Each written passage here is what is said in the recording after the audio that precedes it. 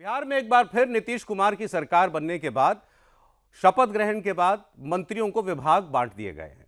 और मंत्रियों को जो विभाग मिले उस पर अगर आप एक नजर डालें तो यह बिल्कुल साफ पता चलता है कि नीतीश कुमार आने वाले 5 बरस मुख्यमंत्री नहीं रहने वाले हैं।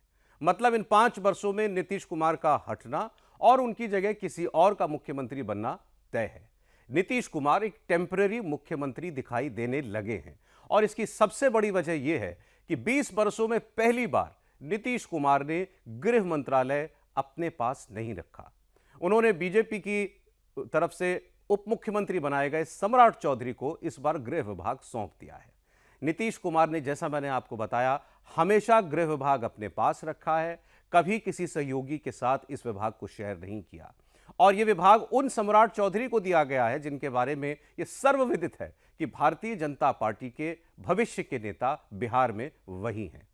सिर्फ उन्हें गृह मंत्रालय मिला, इतना ही भर इस बात का इशारा नहीं है कि नीतीश कुमार जल्द शायद बीजेपी के किसी और व्यक्ति को, और शायद भी क्यों कहें सम्राट चौधरी को ही ये कमान सौंपेंगे और सम्राट चौधरी भविष्य में बिहार के मुख्यमंत्री बन सकते हैं।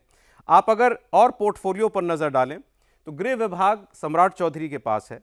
इसके अलावा कृषि मंत्री बने हैं बीजेपी के ही रामकृपाल यादव, ये भी एक बहुत प्रमुख मंत्रालय है खासकर बिहार जैसे राज्य में।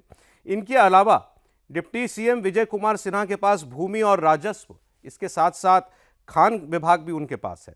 मंगल पांडे स्वास्थ्य मंत्री भी बने रहेंगे और वो लॉ मिनिस्टर भी होंगे। दिलीप जायसवाल उद्योग मंत्री बनाए गए हैं। नितिन नवीन के पास पथ निर्माण विभाग जैसा एक बहुत महत्वपूर्ण मंत्रालय है।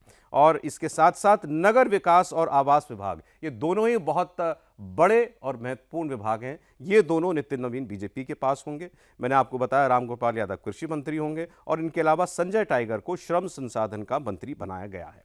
बीजेपी के ज्यादा विधायक जीत करके आए इसलिए उसके ज्यादा मंत्री बनेंगे, लेकिन जितने महत्वपूर्ण मंत्रालय बीजेपी के जीते हुए विधायकों को, मंत्रियों को दिए जा रहे हैं, इसका मतलब बिल्कुल साफ है। जैसा कि एक वरिष्ठ पत्रकार ने टिप्पणी करते हुए कहा था कि नीतीश कुमार बीजेपी की सरकार में मंत्री हैं। इसको दोबारा सुनिए, नीतीश कुमार बीजेपी की सरकार में मंत्री हैं। इस सरकार की गाड़ी की ड्राइविंग सीट पर बिल्कुल साफ दिखाई दे रहा है कि बीजेपी बैठी हुई है और सम्राट चौधरी खास तौर पर आपको एक पोल पोजीशन में दिखाई देंगे इस सरकार में। इस सरकार के ड्राइविंग व्हील पर आपको सम्राट चौधरी के ड्राइवर के तौर पर भूमिका आने वाले दिनों में और साफ साफ दिखाई देने लग जाएगी।